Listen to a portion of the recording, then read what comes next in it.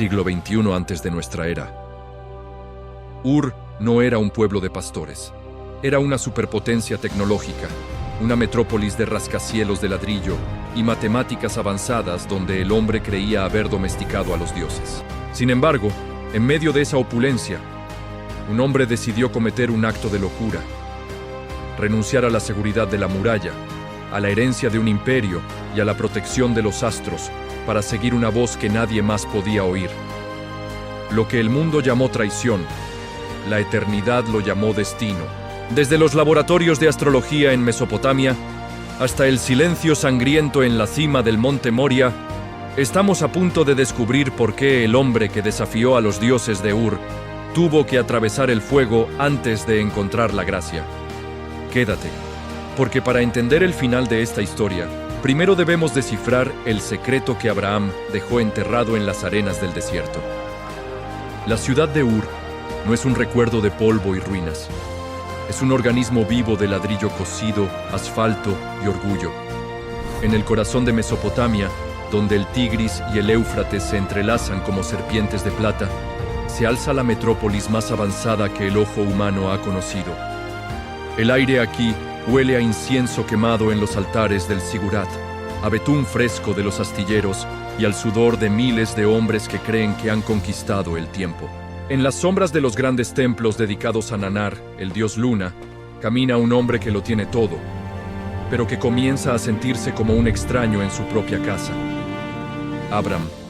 Para Abram, Ur no es solo una ciudad, es una prisión de oro. Cada rincón de estas calles está saturado de una idolatría técnica y sofisticada. No son solo estatuas de piedra, es un sistema de pensamiento que lo envuelve todo. La ciencia, la astronomía y el comercio están encadenados a deidades caprichosas. En las noches de vigilia, mientras la ciudad duerme bajo la protección de sus murallas impenetrables, Abram observa las mismas estrellas que los sacerdotes de Caldea pretenden interpretar. Pero él no busca presagios en el zodiaco. Él busca una voz. El conflicto interno es una marea que sube.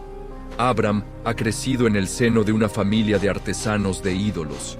Conoce la madera, la piedra y el metal que dan forma a los dioses que la gente adora. Y esa cercanía le ha revelado la gran mentira de su civilización. Un objeto tallado por las manos de su padre, Taré, no puede ser el arquitecto del cosmos. El silencio de las estatuas se vuelve ensordecedor.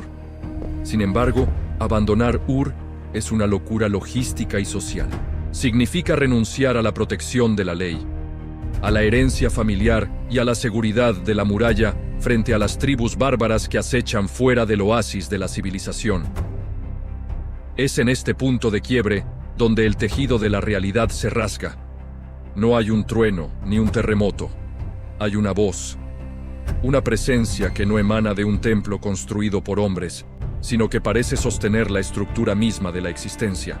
Vete de tu tierra y de tu parentela y de la casa de tu padre, a la tierra que yo te mostraré. El mandato no ofrece coordenadas geográficas exactas ni un contrato de seguridad. Exige una renuncia total. La voz de Dios no viene a mejorar la vida de Abram en Ur. Viene a desmantelarla por completo. La decisión fractura la casa de Taré. El clan se pone en movimiento, pero es un movimiento lleno de dudas y de pesos muertos. La caravana sale de Ur, dejando atrás los canales de riego y los mercados rebosantes para adentrarse en la llanura interminable. El primer destino es Harán. Allí, el tiempo parece detenerse. Harán es un eco de Ur, una estación de paso donde la fe de la familia de Abram se pone a prueba. El impulso inicial del viaje se disuelve en la comodidad de una nueva estancia. No es el destino prometido, pero es lo suficientemente cómodo como para quedarse. Aquí ocurre la primera gran pérdida. La muerte de Taré marca el fin de una era. El vínculo con el pasado se rompe en el suelo de Harán. Mientras los ritos fúnebres terminan y el silencio del desierto rodea la tienda de Abram, la orden divina vuelve a resonar con una urgencia aterradora. Ya no queda nadie entre Abram y la voz de Dios. Su padre ha muerto, su hermano Nacor se ha quedado atrás, y ahora solo quedan él, su esposa Sarai y su sobrino Lot. frente a un horizonte que no promete nada más que arena y estrellas. La salida de Harán es el verdadero nacimiento del peregrino. Ya no es una mudanza familiar, es un éxodo de fe. No, ya no es una mudanza familiar, es un éxodo de fe. Abraham ordena levantar las estacas de las tiendas, consciente de que a partir de este momento, su único hogar será una promesa que no puede ver. El contraste es brutal. El hombre educado en las matemáticas de los zigurats ahora debe aprender la geometría del desierto. El hombre que caminaba por calles pavimentadas ahora siente el crujir de la grava bajo sus sandalias. Mientras la caravana se adentra en el territorio desconocido de Canaán, la atmósfera cambia. El aire es más seco, el terreno más accidentado y la presencia de extraños es una amenaza constante. Pero hay algo más profundo moviéndose en las sombras. Abraham no solo ha dejado atrás una ciudad, ha desafiado a los dioses de su infancia, ha cruzado el río y al hacerlo se ha convertido en el hebreo, el que viene del otro lado. Un paria para el mundo, pero un amigo para lo invisible. Sin embargo, mientras el sol se pone sobre las colinas de Siquem y Abraham levanta su primer altar de piedra bruta, un viento caliente del sur trae consigo un olor que conoce bien, el olor de la tierra muerta. La primera prueba no será espiritual, sino física, y lo llevará directamente a las puertas de la potencia más temida de la tierra. Egipto espera, y en sus manos, Abraham lleva el tesoro que más desea un faraón, la belleza de Sarai. El hambre no es una idea abstracta. Es un crujido en el estómago y el sonido del ganado muriendo en la llanura. Apenas Abraham ha llegado a la tierra de la promesa, el cielo se cierra. Las lluvias se niegan a caer y el polvo de Canaán se vuelve un velo que lo cubre todo. El patriarca, que había abandonado la abundancia de Mesopotamia siguiendo una voz divina, se encuentra ahora frente al espectro de la inanición. La fe es un lujo cuando el agua se agota y la lógica humana dicta una única dirección de supervivencia: el sur. El Valle del Nilo, alimentado por aguas que nunca fallan, es el único refugio frente a la muerte. El descenso a Egipto es un viaje hacia la boca del león. Abraham sabe que no entra como un diplomático, sino como un nómada vulnerable. Pero su mayor preocupación no es la falta de comida, sino la asombrosa belleza de Sarai. En un mundo donde el poder no conoce límites morales, una mujer hermosa es una sentencia de muerte para su esposo. La psicología de Abraham se quiebra bajo el peso del miedo. En la frontera, entre el polvo del desierto y el verdor del delta, propone un pacto de sombras. Di que eres mi hermana. El hombre de la fe recurre al engaño para preservar la vida, sin darse cuenta de que, al intentar salvar su cuello, está poniendo en riesgo el vientre donde debe gestarse la promesa. Egipto recibe a la caravana con la frialdad de su arquitectura colosal.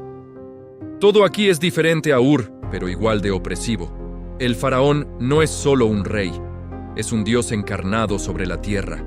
Cuando los oficiales del palacio ven a Sarai, la noticia corre por los pasillos de piedra como el fuego. Ella es llevada al harén real, y Abraham es colmado de riquezas a cambio. Es un intercambio macabro: ovejas, vacas, camellos y esclavos por la presencia de su esposa en el palacio de otro hombre. Abraham se sienta en su tienda, rodeado de una riqueza que sabe a ceniza, escuchando el silencio de una tienda donde ya no está la mujer que ama. El silencio de Dios es ahora más profundo que el de Canaán. El palacio del faraón es un laberinto de lujo y peligro. Mientras Sarai es preparada con aceites y perfumes para el lecho real, la mano de lo invisible comienza a moverse. No hay palabras, solo plagas. Una enfermedad misteriosa y violenta comienza a consumir la casa del monarca egipcio. El orden cósmico del Nilo se altera.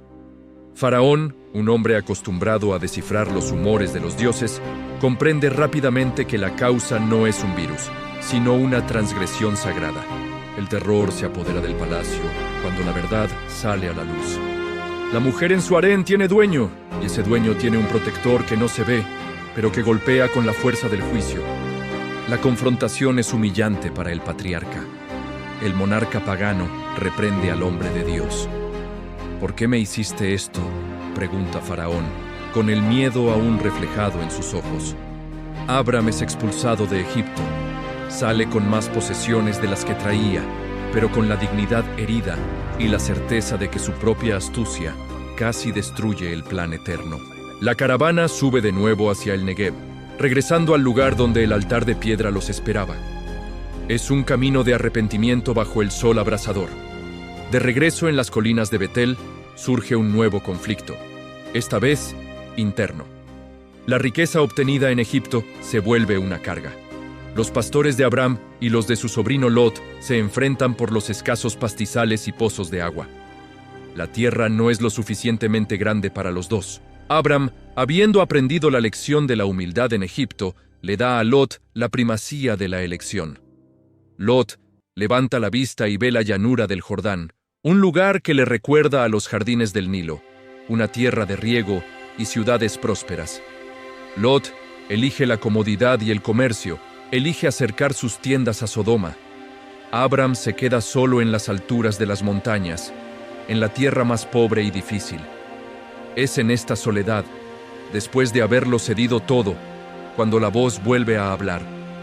Dios le pide que mire en todas direcciones, lo que ve es suyo, aunque ahora solo vea rocas y espinos. Sin embargo, mientras Abram se asienta bajo las encinas de Mamre, en Hebrón, el horizonte comienza a oscurecerse con algo más que nubes. En el este, una coalición de reyes antiguos está en marcha. El conflicto de los imperios está a punto de golpear la puerta de su familia, y Abram tendrá que decidir si sigue siendo un simple pastor o si se convierte en el guerrero que nadie espera. El humo de las ciudades incendiadas en el valle ya se percibe en el aire, y el nombre de Lot está en la lista de los cautivos. El estruendo de los carros de guerra rompe el silencio de las colinas. 4 reyes del este, liderados por la sombra de Kedorlaomer de Elam, han descendido sobre el valle del Jordán como una plaga de langostas. El conflicto no es una escaramuza, es una guerra de conquista imperial que aplasta a las ciudades-estado de la llanura. Sodoma y Gomorra caen, sus ejércitos son aniquilados y sus habitantes encadenados como botín de guerra. Entre los cautivos, marchando bajo el látigo hacia una vida de esclavitud en tierras lejanas, se encuentra Lot. La noticia llega a Hebrón a través de un superviviente cubierto de sangre y polvo. Abram, el hombre que abandonó la seguridad de las murallas de Ur para vivir en tiendas, se enfrenta a una decisión que definirá su carácter. Podría quedarse en las alturas, protegido por el terreno difícil, y dejar que el destino de su sobrino se cumpla. Pero la lealtad de la sangre y la responsabilidad de la promesa lo obligan a actuar. El pastor se convierte en general. No convoca a ejércitos extranjeros. Arma a sus propios criados, 318 hombres nacidos en su casa, hombres que conocen su voz y confían en su Dios. La persecución es un despliegue de audacia militar. Abram sigue el rastro de la gran coalición hacia el norte, hasta Dan. En la oscuridad de la noche, utiliza el terreno y el factor sorpresa para dividir sus fuerzas. El ataque es visceral y rápido. El choque del bronce contra el bronce resuena en el campamento enemigo, mientras el pánico se extiende entre los invasores que se creían victoriosos. El ejército de los 4 reyes, la potencia militar de la época, se desmorona ante un grupo de pastores decididos. Abram rescata a Lot, a las mujeres y a todo el botín, pero el verdadero clímax de este encuentro no ocurre en el campo de batalla, sino en el regreso. En el valle de Sabe, el rey de Sodoma sale a recibir al vencedor, pero antes de que éste pueda hablar, una figura enigmática emerge de las sombras de la historia. Melquisedec, rey de Salem y sacerdote del Dios Altísimo. No hay registros de su linaje, ni de su principio, ni de su fin. Trae consigo pan y vino, elementos que parecen fuera de lugar en un contexto de guerra, pero que cargan un peso profético inmenso. Melquisedec bendice a Abram, reconociendo que la victoria no pertenece a la estrategia del hombre, sino a la mano de aquel que posee los cielos y la tierra. En un acto de reconocimiento espiritual absoluto, el patriarca entrega el diezmo de todo lo recuperado a este sacerdote silencioso, estableciendo una jerarquía que trasciende los reinos terrenales. Inmediatamente después, el rey de Sodoma intenta tentar a Abram con un pacto comercial. Dame las personas y toma los bienes para ti. Es la oferta de la riqueza instantánea, el poder geopolítico y la alianza con la corrupción de la llanura. Pero Abraham, con la visión de Melquisedec aún fresca en sus ojos, levanta la mano hacia el cielo. Su respuesta es un golpe de integridad. No tomará ni un hilo ni una correa de calzado de Sodoma para que nadie pueda decir que un rey pagano enriqueció al amigo de Dios. Ha ganado la guerra, pero ha ganado algo más importante: la libertad de no deberle nada al mundo. Sin embargo, tras el subidón de la victoria y la adrenalina del combate, llega el vacío del silencio. Abraham regresa a sus tiendas, y la realidad lo golpea. Es un hombre rico, es un guerrero respetado, pero es un hombre sin heredero. Las noches en Hebrón se vuelven pesadas. La pregunta que ha intentado sofocar durante años vuelve a surgir con una fuerza desgarradora. ¿De qué sirve la victoria sobre los reyes? ¿De qué sirven las bendiciones de Salem si su nombre morirá con él en el polvo de Canaán? El peligro externo ha sido derrotado, pero el enemigo interno, la duda, comienza a acechar en la oscuridad. El cielo nocturno se extiende sobre su tienda, pero Abraham ya no puede ver las estrellas sin sentir el peso del tiempo que se agota. El fuego del altar está encendido, pero lo que está por descender sobre ese fuego cambiará su relación con el Creador para siempre, marcando un antes y un después en la historia de la humanidad. El pacto de sangre está cerca, y el precio de la espera será más alto de lo que imagina. El eco de las armas se ha extinguido. Pero en el silencio de las colinas de Hebrón, una batalla mucho más feroz comienza en la mente de Abraham.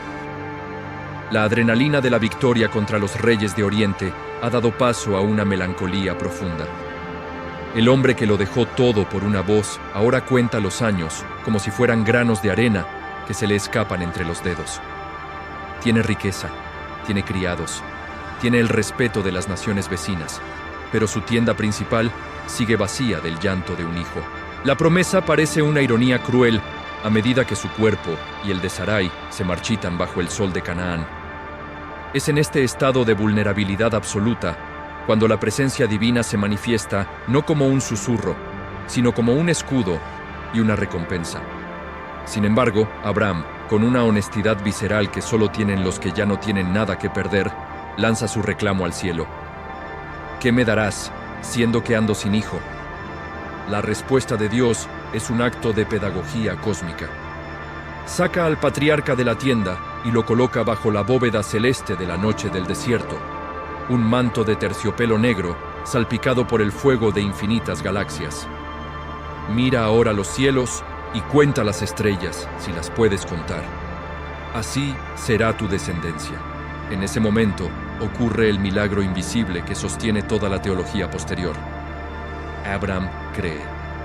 No cree porque vea pruebas biológicas, sino porque decide que la palabra del arquitecto es más real que su propia esterilidad. No obstante, la fe pide una señal, un anclaje en el mundo físico. Dios accede, pero no con un documento, sino con un rito de sangre que hace retroceder la piel. El ritual del pacto es una escena de terror sagrado.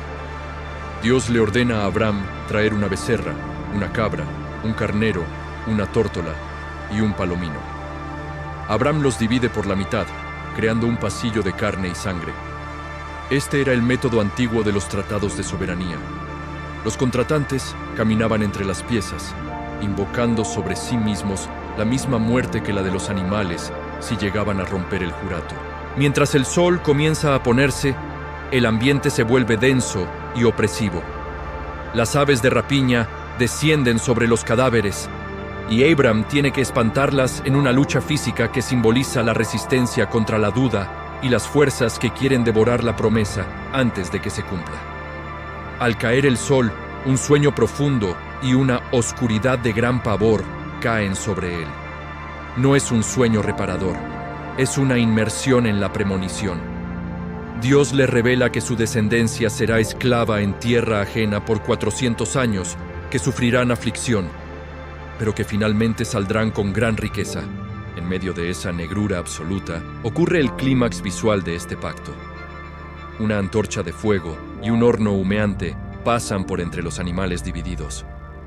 Dios, en un acto de condescendencia inimaginable, camina solo entre las piezas. Se está comprometiendo a sí mismo. Está diciendo que, si el pacto falla, la divinidad misma asumirá las consecuencias. Es un fuego que devora la noche, un fuego que sella el destino de las naciones. Pero la naturaleza humana tiene una paciencia finita. El fuego del pacto se enfría en la memoria ante la realidad cotidiana de la vejez. Han pasado 10 años en Canaán y el vientre de Sarai sigue siendo un desierto. Aquí es donde la carne del relato se vuelve cruda. Sarai, consumida por la presión cultural de dar un heredero y por su propia sensación de fracaso, propone una solución legal pero desastrosa. Agar, su esclava egipcia. Es un intento de ayudar a Dios a cumplir su promesa mediante la ingeniería social. Abram, el hombre que habló con el Creador entre las estrellas, cede a la voz de su esposa por encima de la voz del pacto. El resultado no es la paz, sino una fractura doméstica que sangrará por generaciones. El embarazo de Agar altera la jerarquía de la casa. El desprecio se instala en los ojos de la esclava y la amargura en el corazón de la señora. Sarai aflige a Agar hasta que ésta huye al desierto, donde Dios, en su misericordia, la encuentra y le promete que su hijo también será una gran nación, aunque será un hombre fiero.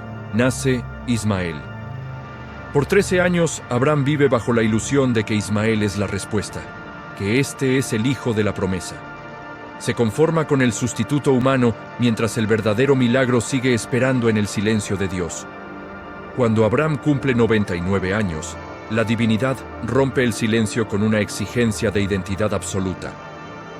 Dios se revela como El Shaddai, el Dios Todopoderoso, y le cambia el nombre. Ya no será Abraham, padre enaltecido, sino Abraham, padre de multitudes. A Sarai la llama Sara, princesa. El cambio de nombre es un cambio de esencia.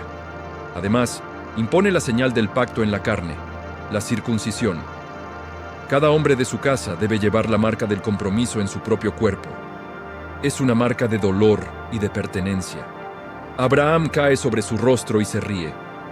No es una risa de burla, es la risa de la incredulidad ante lo absurdo de la gracia. ¿A hombre de 100 años ha de nacer hijo? El clímax de esta sección cierra con la tensión máxima.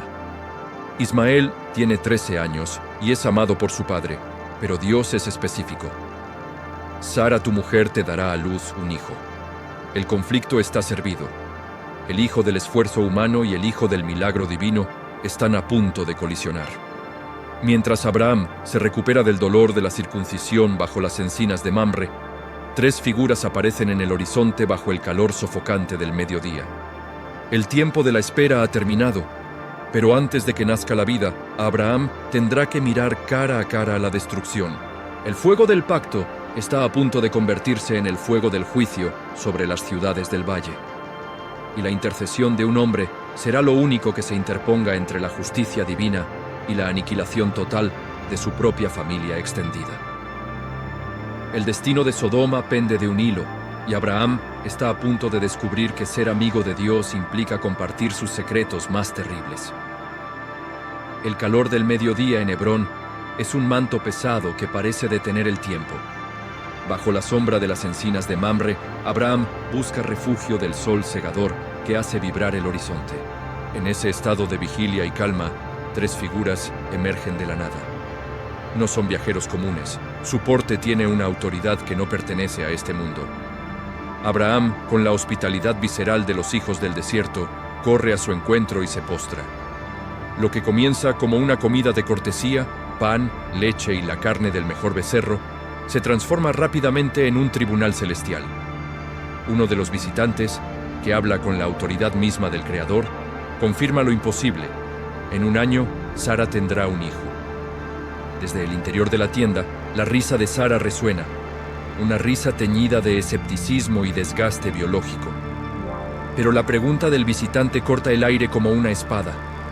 ¿Hay para Dios alguna cosa difícil? Sin embargo, la visita no tiene como único fin anunciar la vida.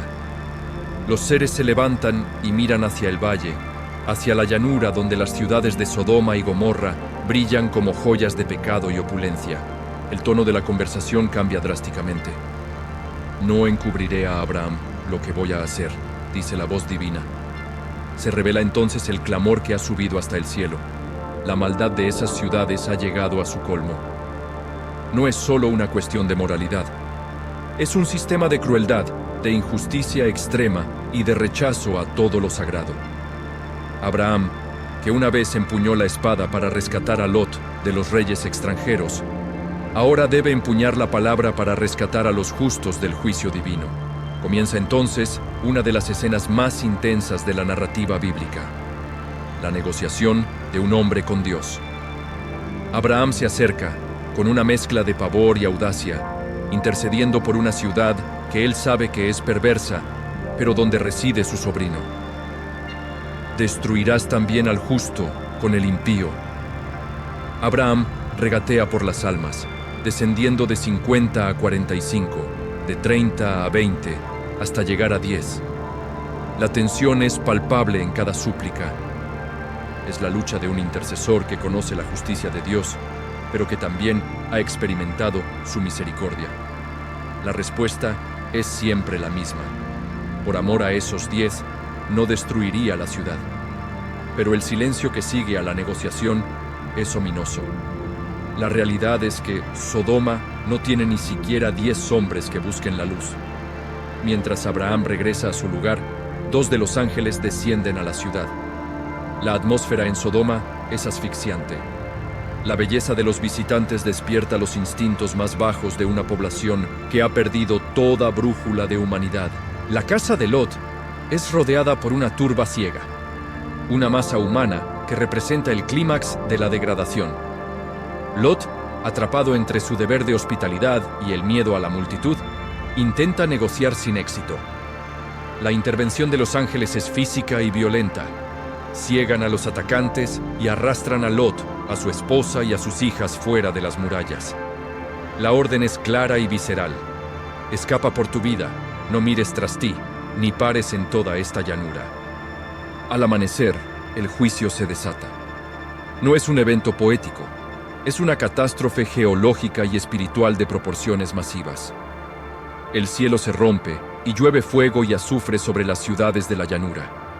El asfalto que abundaba en la región se convierte en combustible. La arqueología sugiere que una explosión térmica de escala inmensa pudo haber borrado todo rastro de vida en segundos, convirtiendo la tierra fértil en un páramo de sal y ceniza. En medio del escape, la esposa de Lot comete el error fatal de mirar atrás, de añorar la comodidad del pecado que dejaba atrás, y queda convertida en una columna de sal, un monumento perpetuo a la indecisión del corazón humano. Desde las alturas de Hebrón, Abraham se levanta temprano y mira hacia la llanura. Lo que ayer era un valle parecido al jardín del Edén, hoy es un horno colosal. El humo sube de la tierra como el humo de un gran incendio industrial. Es una imagen apocalíptica que marca el fin de la era de la paciencia para con las ciudades del valle. Abraham observa el horizonte en silencio, preguntándose si su intercesión fue en vano, si Lot ha perecido en el fuego. El contraste es brutal. En una sección del horizonte, el anuncio de un nacimiento milagroso. En la otra, el humo de una destrucción total. La misericordia y el juicio se han encontrado en el mismo día. Abraham se mueve de nuevo. El trauma de la destrucción de Sodoma y el temor que esto genera en las regiones vecinas lo llevan a desplazarse hacia el sur, hacia Gerar. Allí, el ciclo del miedo se repite. Abraham, temiendo por su vida debido a la belleza de Sara, miente de nuevo ante Abimelech, rey de Gerar. La historia parece repetirse, pero Dios interviene directamente en los sueños del rey para proteger el vientre de Sara.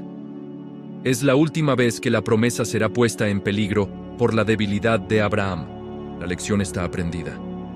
El hijo no vendrá por la astucia humana, ni por la fuerza de los reyes, ni por la seguridad de las ciudades. Vendrá del poder de aquel que puede hacer llover fuego del cielo y al mismo tiempo hacer que un vientre muerto vuelva a la vida.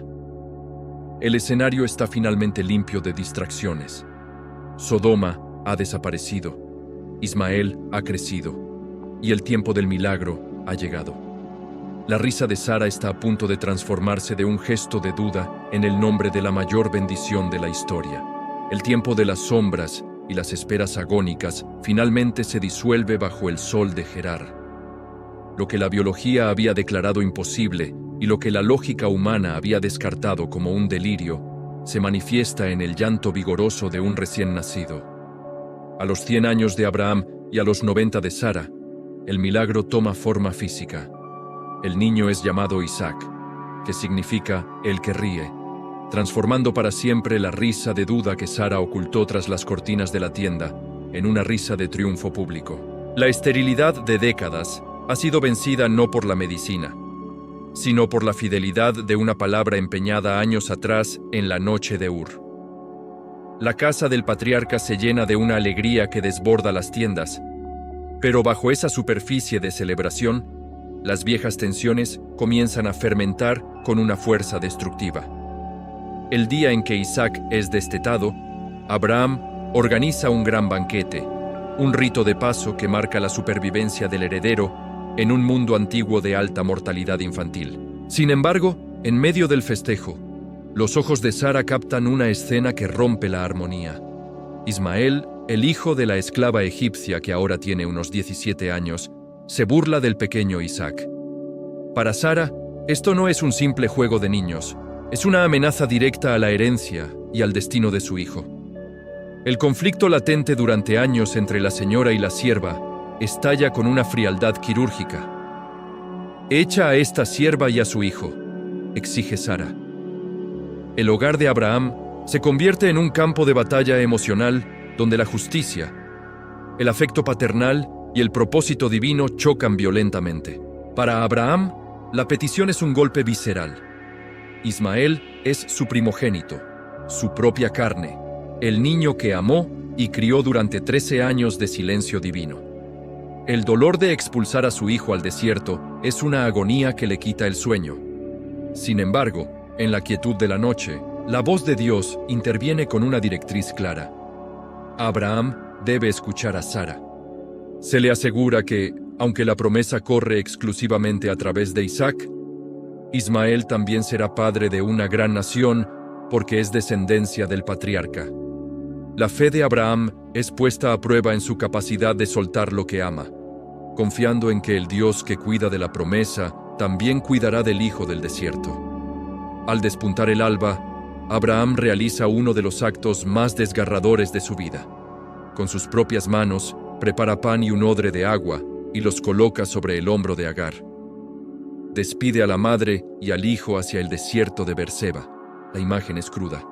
Una mujer y un adolescente caminando hacia un horizonte de arena ardiente, mientras el hombre que los ama los observa desaparecer desde la distancia. No hay escoltas, no hay caravanas de protección. Es un acto de entrega absoluta a la providencia. Cuando el agua del odre se termina, la desesperación alcanza su clímax. Agar abandona a Ismael bajo un arbusto para no verlo morir y se aleja a llorar. Pero el Dios que escucha el clamor de los afligidos abre los ojos de la madre hacia una fuente de agua y renueva su promesa. Ismael sobrevivirá, se convertirá en un experto arquero y su linaje se extenderá por las arenas de Arabia.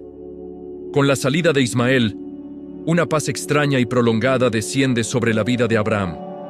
Se establece en Berseba, planta un tamarisco y hace un pacto de no agresión con Abimelech, el rey de los filisteos.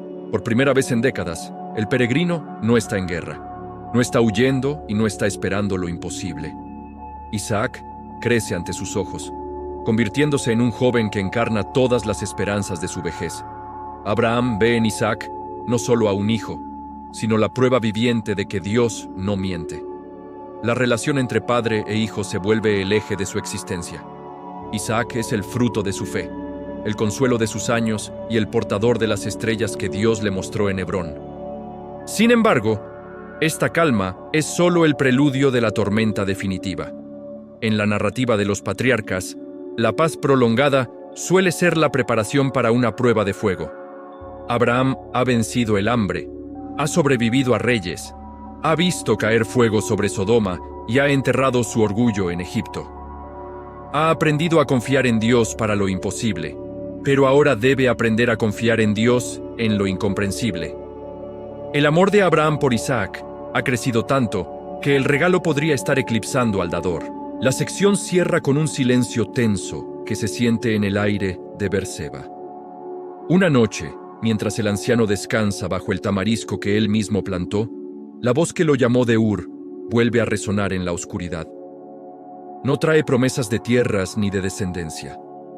Trae una orden que desafía toda moral, toda lógica y todo instinto humano. Toma ahora a tu hijo, tu único, Isaac, a quien amas, y vete a tierra de Moria, y ofreciéndolo allí en holocausto. El clímax final ha comenzado. El hombre que lo dio todo para tener un hijo, ahora debe estar dispuesto a entregarlo en un altar de piedra. El viaje hacia el monte Moria no es solo una prueba de obediencia. Es el ascenso hacia el corazón mismo del misterio divino, donde el fuego de la prueba consumirá todo lo que no sea fe pura. El cuchillo está afilado, el fuego está encendido, y el camino de 3 días comienza bajo un cielo que guarda el secreto más profundo de la redención humana. El camino de Beerseba a Moria no se mide en kilómetros, sino en latidos de un corazón quebrado. Durante 3 días, el silencio de Abraham es más pesado que la leña que carga el asno. A su lado camina Isaac, el hijo de la risa, ahora convertido en un joven que observa con extrañeza el rostro endurecido de su padre. Abraham no mira el paisaje. Sus ojos están fijos en el horizonte, buscando la señal, el lugar que Dios le indicaría. No hay consultas con Sara, no hay despedidas dramáticas. Es la marcha fúnebre de una promesa. Cada paso sobre la grava del desierto es un eco de la voz que una vez le prometió una descendencia como las estrellas, y que ahora le pide que extinga la única estrella que tiene. Al tercer día, Abraham alza la vista y ve el lugar a lo lejos. Es una colina rocosa, solitaria, que parece aguardar el desenlace de los siglos. La orden a los siervos es un testamento de fe inquebrantable. Esperad aquí, yo y el muchacho iremos hasta allí y adoraremos, y volveremos a vosotros. A pesar de la orden de sacrificio, Abraham habla en plural. En lo más profundo de su psique, el patriarca ha llegado a una conclusión extrema. Si Dios es fiel y ha prometido descendencia a través de Isaac, Dios tendrá que levantarlo de entre las cenizas. Con este pensamiento como único escudo, comienza el ascenso final. Isaac carga la leña sobre sus hombros, una imagen visceral de la carga que el propio hijo debe llevar hacia su muerte, mientras Abraham lleva en sus manos el fuego y el cuchillo. La tensión estalla en una sola pregunta de Isaac. Padre mío, aquí está el fuego y la leña, mas ¿dónde está el cordero para el holocausto? La voz del hijo corta el aire como el acero. Es el momento en que la verdad y el amor colisionan. Abraham, con una voz que apenas logra contener el temblor, responde con la frase que define toda la saga. Dios se proveerá de cordero para el holocausto, hijo mío. Siguen caminando juntos. Ya no es solo la fe de un anciano, es la sumisión silenciosa de un hijo que comienza a comprender que el sacrificio no es un animal, sino él mismo. Al llegar a la cumbre, no hay ángeles cantando, solo el sonido de las piedras siendo colocadas una sobre otra para formar el altar. El momento del sacrificio es de un realismo crudo. Abraham ata a Isaac. No hay resistencia. El joven que podría haber luchado contra un anciano de más de 100 años se entrega al altar. Es la unión perfecta de 2 voluntades en un acto de obediencia absoluta. Abraham extiende su mano y toma el cuchillo. El metal brilla bajo el sol de Moriah, reflejando el rostro de un padre que ha decidido que Dios es más real que sus propios sentimientos. En el instante preciso en que el cuchillo se alza para descender, el cielo se desgarra con un grito de urgencia. ¡Abraham! ¡Abraham! ¡No extiendas tu mano sobre el muchacho! El ángel del Señor detiene el brazo ejecutor. La prueba ha terminado. El corazón de Abraham ha sido pesado y no ha sido hallado falto.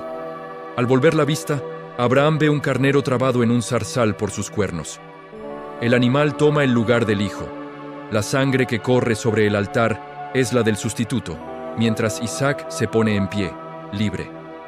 Abraham llama a aquel lugar Jehová Jireh, el Señor proveerá. Es una revelación que trasciende ese momento histórico.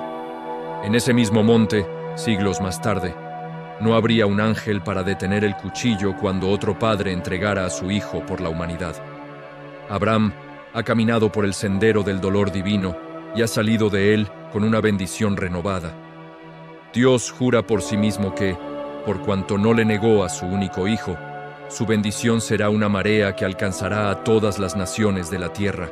El regreso a Beerseba es distinto a la ida. El sol parece brillar con una intensidad nueva. Abraham camina junto a Isaac, sabiendo que cada minuto de vida de su hijo es ahora un regalo de la resurrección. La saga del peregrino de la promesa llega a su punto de madurez total. Ha pasado del lujo de Ur al hambre de Egipto, de las guerras de reyes al fuego de Sodoma, y finalmente al altar de Moriah.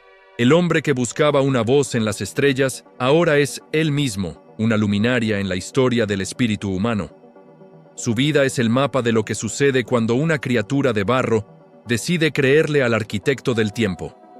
Los últimos años de Abraham son de una paz solemne. Tras la muerte de Sara, se asegura de que Isaac no regrese a Mesopotamia, sino que tome una esposa de su propia parentela, manteniendo la pureza de la línea de la promesa. Abraham muere en buena vejez, anciano y lleno de años, y es sepultado por sus dos hijos, Isaac e Ismael, en la cueva de Macpela. El entierro es un momento de tregua breve entre dos linajes, unidos por el dolor del hombre que los engendró. Abraham se va, pero el fuego que encendió sigue ardiendo. Antes de la gracia hubo fuego, y ese fuego, probado en el monte Moría, es el que iluminará el camino de los patriarcas, los profetas y finalmente del mundo entero. La promesa ya no es un susurro en una tienda, es una realidad grabada en la piedra y en la sangre. La historia de Abraham no termina en una tumba en Hebrón, sino en cada paso de fe que la humanidad ha dado desde entonces. Aquel hombre que salió de las murallas de Ur sin saber a dónde iba, terminó trazando el mapa espiritual del mundo entero. Su vida nos dejó una lección grabada a fuego, que el destino no se construye con lo que tenemos, sino con lo que estamos dispuestos a soltar por una promesa mayor. Él no fue un superhéroe de leyenda, sino un peregrino que sintió miedo en Egipto, que dudó en el silencio y que lloró en el monte Moriah, pero en cada caída eligió creerle a la voz por encima de sus sentidos, porque al final, la verdadera tierra prometida no era un territorio de pastizales y pozos de agua, sino la relación inquebrantable con el Creador que lo llamó amigo. Su legado es la prueba de que, incluso en los desiertos más áridos de la existencia, nunca se camina solo si se camina bajo la mirada del Altísimo. Si esta travesía por la vida del peregrino de la promesa ha resonado contigo, te invito a suscribirte y activar las notificaciones para no perderte los próximos capítulos de esta saga bíblica. Continuaremos explorando las vidas de aquellos que, ante el caos y el silencio, decidieron que antes de la gracia debía haber fuego. Gracias por acompañarnos en este viaje épico a través del tiempo y la fe. Nos vemos en el próximo episodio, donde la sangre de los patriarcas seguirá escribiendo la historia. Hasta entonces, recuerda, el mismo Dios de las estrellas de Abraham sigue guiando tus pasos hoy.